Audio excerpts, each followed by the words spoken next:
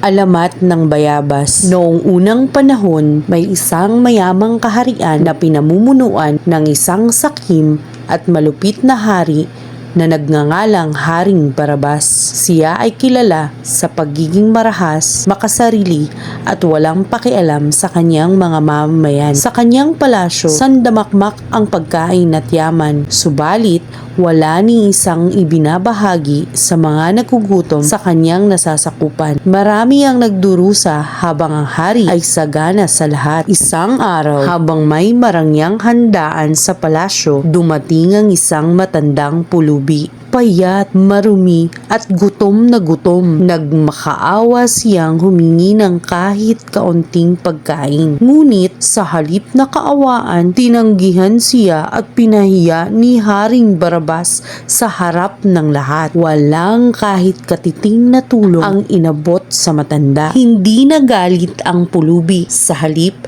ay tumingala siya at may hinugot na kapangyarihan. Isinumpa niya ang hari, sinasabing darating ang araw na matututo ito sa kanyang kasakiman. At sa isang iglap, kumidlat ang langit at bigla siyang nawala. Napagtanto ng mga nakasaksi na siya'y isang mahiwagang nilalang. Makalipas ang ilang araw, nagkasakit si Haring Barabas. Walang makagamot sa kanya at sa huli siya ay namatay. Walang nagluksa ni walang dumalaw sa kanyang libing. Sa mismong lugar ng kanyang libingan, tumubo ang isang kakaibang puno. Mayroon itong bilog na bunga, berde ang balat at sa itaas nito ay may tilang koronang hugis. Tinawag ang bunga na bayabas hango sa pangalan ng hari. Ang asim ng bunga ay nagsilbing paalala ng kasamaan ng hari at ang korona sa itaas ay simbolo ng kanyang pagiging pinuno na ginamit sa maling paraan. Ang mensahe ng alamat ay huwag maging sakim sa yaman at biyaya. Ang kayamanan ay walang halaga kung hindi ito ibinabahagi sa nangangailangan. Maging mapagbigay at mabuti sa kapwa. Sa bawat kabutihang ginawa, may aral at gantimpalang kapalit. Ang kayabangan at kalupitan ay may katapusan.